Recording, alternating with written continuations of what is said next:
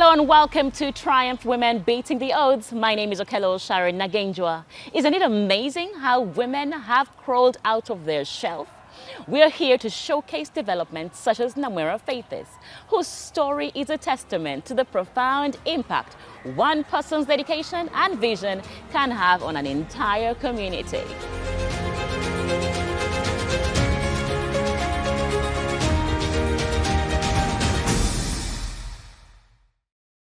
Namwera Faith Zeporah is a lawyer, social justice advocate, writer, servant of God, and is known as a mother to many of the children at the orphanage she volunteers at. As a publisher at Butterfly Communications Limited and the co-founder of Kampala Edge Times magazine, Faith has created an avenue that brings unsaid stories to life and gives the champions the recognition they deserve. Hi, Faith. Hi, Sharon. The kind of work you do, is for people that have big hearts. Yes. You know, you cannot do what you do if you don't have a big heart. Yes. Tell me your story and a brief introduction about yourself, then we kick off. Yeah. All right. So I am Namwera Faith Zeporah. Yeah. A girl from Tororo. I love the way you say girl from Girl from Wayam. I am from Tororo, the eastern part. Yes. So I did graduate in 2023. Okay. Undergrad with a bachelor in laws. Okay.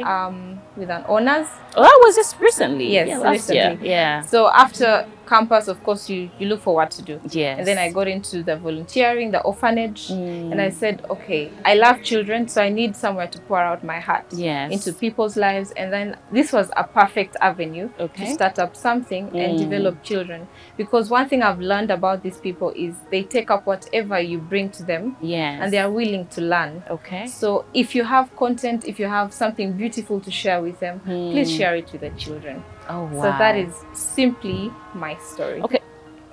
For you to get into the working with children at the orphanage, is that something you studied? No, it's not even close to what I studied. Okay. I did a Bachelor of Laws, and this is totally different. Because there is a specialization in law as well, right? Yes. Yes. So what did you specialize in? Unfortunately, we do everything, all laws that are concerning the country and different nations. Okay. So we do specialize after the postgraduate diploma in legal practice. That's at LDC. That's at LDC. Yes, okay. which I'm doing right now. Ah, great, great. So give me a brief of your background. What brings you to today? What brings me to today? It's a long haul of stories. Yeah. My parents, God, and family, friends. So for me to stand today, it's because of the many people who have held my hand. This is a girl who grew up in a peasant home, farmers. My father is a farmer. My mom was a nurse, and she decided to be a stay-home mom and take care of the children. And through the farming and also working for one of his cousins as a landlord, he has been able to raise us. So when you say peasant, when you say farmer, farmers have a lot of money lately. So when you talk about peasant, not farmers have money. Agriculture is bringing a lot of money in the country. Yes. So I don't think if you have food, I don't like to add the word peasant, farmer. Like it's a farmer. Okay, let's stick to farmer. Okay. So I did bring in the aspect of peasant because it's a small scale farming, not really huge. Yeah. So the market that we have is not for so much produce. So before I joined undergrad, I can't say it was all merry the way some children had it. Yeah. I remember cleaning the house, and that morning my dad tells me, you know what, Faith? It looks like you'll have to wait a bit to go to university because the finances are not there at the moment. Yeah. And I remember breaking down. I think he saw me break down. Yeah. And before I knew it, he said, I have something for you. And it was a scholarship at the university. So I did half. Okay. It's something that I don't take for granted. So when you say district scholarship, how did you scope that? My dad, he did apply for me on my behalf. So that's how I got it. And then the university I went to were offering the district scholarships to particular districts. And that's how I got it. So you know it's for bright students. Were you like the best in the district? No, I wasn't. Okay. I wasn't. Well, there was just an opportunity. So what puts you at an advantage over all the other people that might have applied? I could say the fact that I didn't have the finances to I had the 50%, Yeah. so I needed the other 50%. Yes, and that's how I got it. So you get into university, I get into university, and there's usually a process. Okay. So yes, you've gotten the scholarship, but there's a Yes. process for it to mature. You see how a check matures? Yes. So there's something that you have to do, and I had to wait. And the waiting period is, I don't know how to say it, to put it in words, but it's painful and it's long. Especially if you do not know that, well, you have to wait for 2 months or a month or weeks. You think that it's going to happen immediately, and it won't. And you just have to keep going to the office, and you're told, you know what, the person in charge is not there yet, but you'll have to keep showing up. But I said to myself, I didn't come this far to just, let everything go. Eventually, something good will come out of it. Yes. And I told myself that when I finally make it, I'm going to look out for children who need help. Yes. And probably start up a home for them. Wow. Yeah. That is so amazing. That's so amazing. Now that you are doing you're working at the orphanage and taking care of children, how is that going? It's something. It's love made human. Yes. It's not as easy as it seems, because these are different little human beings from different places. Yes. And they all want something or need to be attended to in a certain way. Yes. Wow. It's overwhelming. And the fact that they are just as honest as they can be, it shows you that there is hope for someone to grow up the best way possible. I remember growing up, people really didn't tell you, like the adults, they don't tell you this is what to expect. Yes. And all that. You just figure out things along the way. So I take my time and say, you know what, at this age, this is what you'll find. If you're an adolescent, this is how you will be, and this is, and when you're done with a certain stage, this is how things will be, just to give you like a roadmap of how life will be. Okay. So most people work at orphanages because, say, they're also orphans. They were orphans they're orphans, or they've gone through some bitter stuff at some point in their life. Is this why you chose to do that? Or was it just an available job?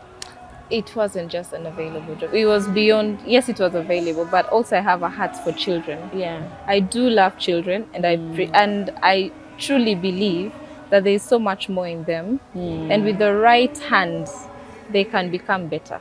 Okay. Yeah. Do you have any hopes to do something different from that? Yes. What's that? There's so much. There's so much. So one of them is I want to build up a children's home. Yeah. And raise children.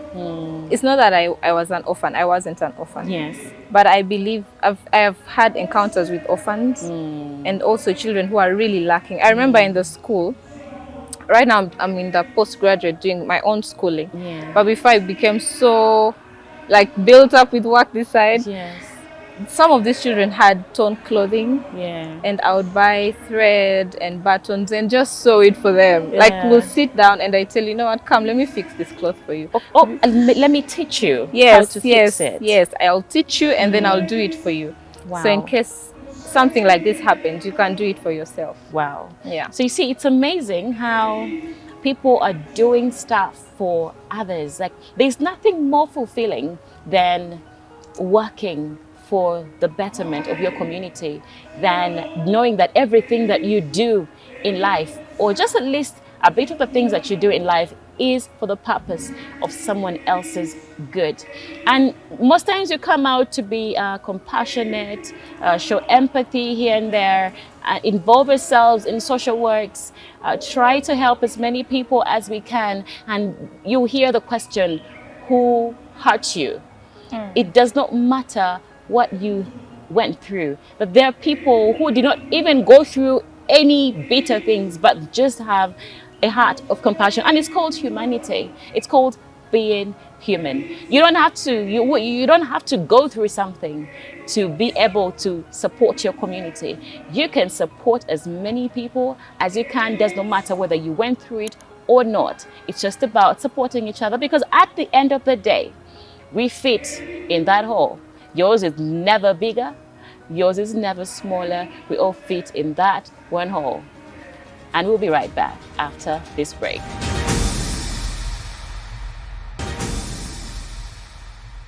Welcome back from that short break. I am still here with Faith, who has taken time and used every skill that she has been able to gain throughout school and throughout living with family to take care of orphans at the orphanage. At the same time, working as a publisher in a Kampala Edge Times. in Kampala, Kampala Edge Time. So it's amazing how women are crawling out of that shelf to support each other and contribute where they can. Because at the end of the day, as people, we all have a tiny little bit of contribution to make in this world. So if you're not contributing to something, ask yourself, how can I contribute to my society? And that's exactly what Faith is doing. So Faith, now we're talking, let's talk about the publishing.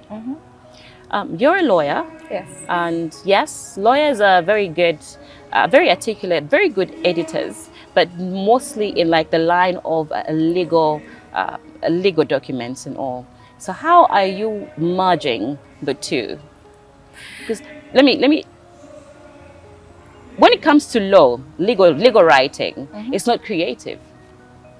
And on top of that, you don't talk of the imaginary. Yes. You talk of the reality on the ground. So it's facts. And when it comes to writing, we need the imagination, we need the creativity, we need the playfulness. So how are you merging the two sections? Or are you just picking work and just publishing without even going through it?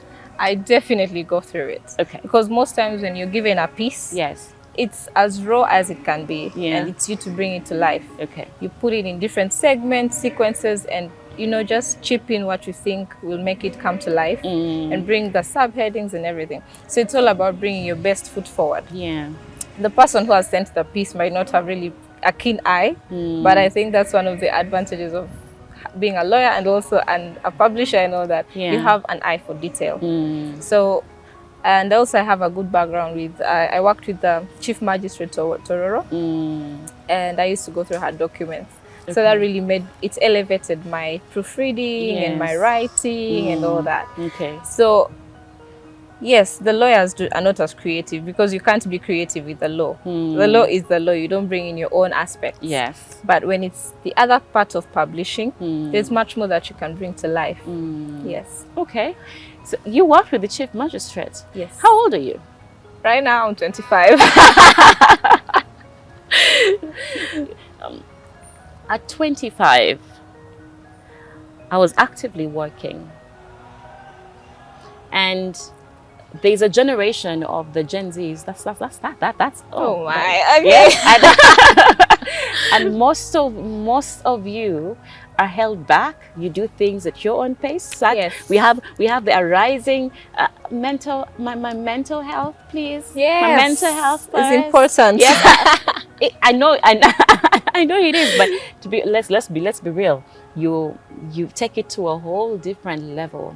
So to have a young person doing this work and trying to support her community, where is that zeal coming from? I would say it's from the mentors that I've met. Yeah. I have actively 4 people who speak greatly into my life. Yes. That's Her Worship Doreen, Chief Magistrate, recently been transferred to Mengo.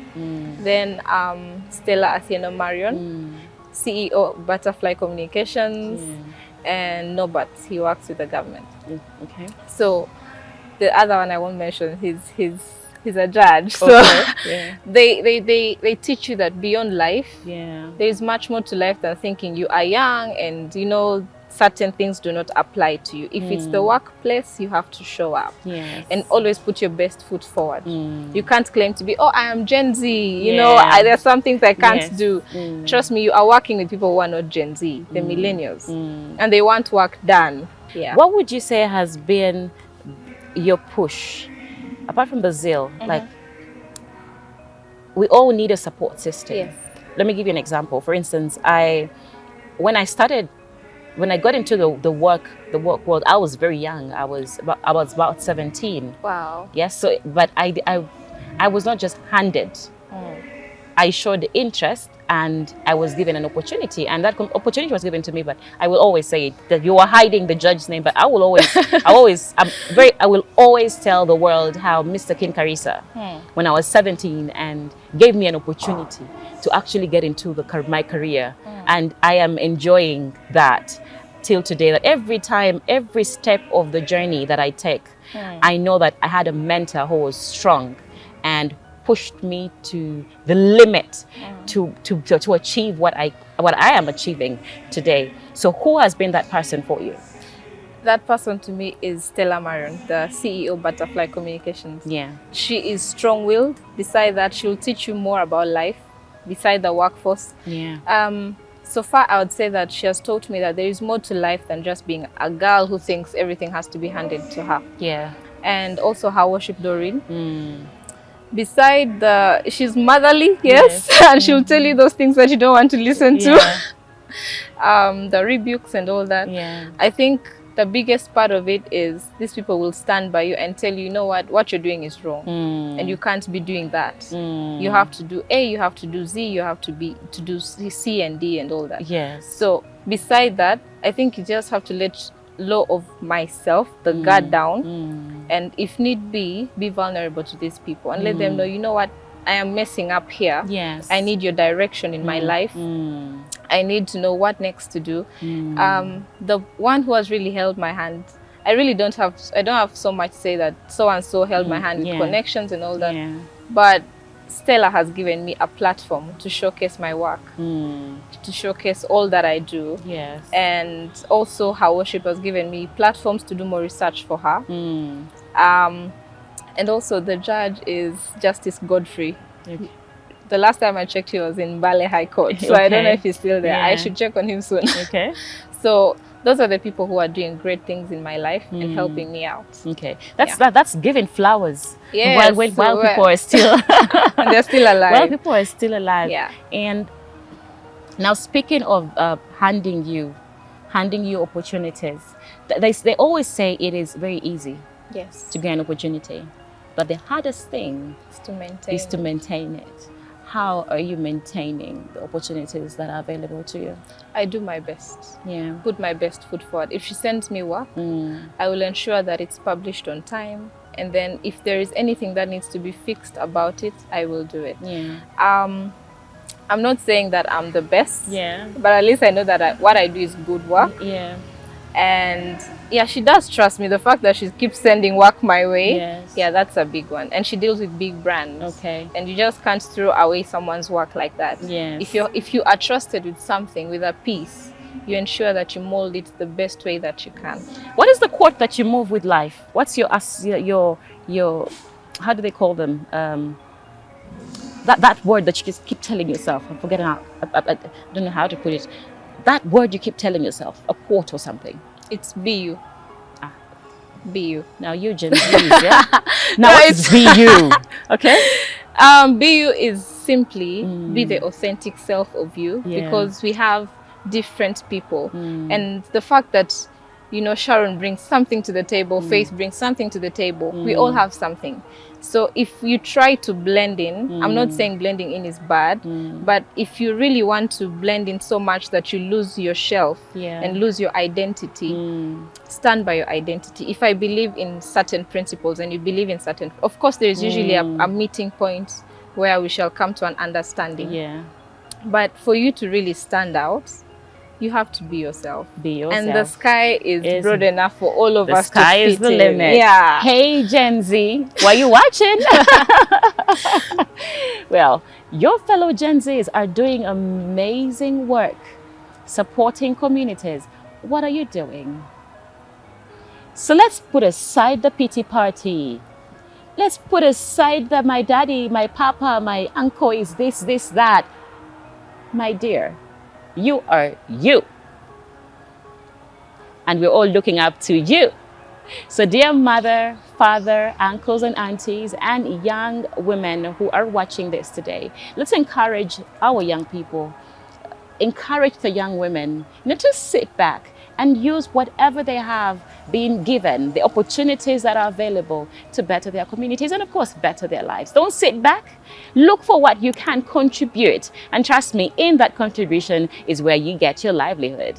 Until next time, my name is Okello Sharon Nagenjwa, the girl from Oyam, and don't forget to follow us on our socials at Triumph Women UJ and at Girl from Oyam.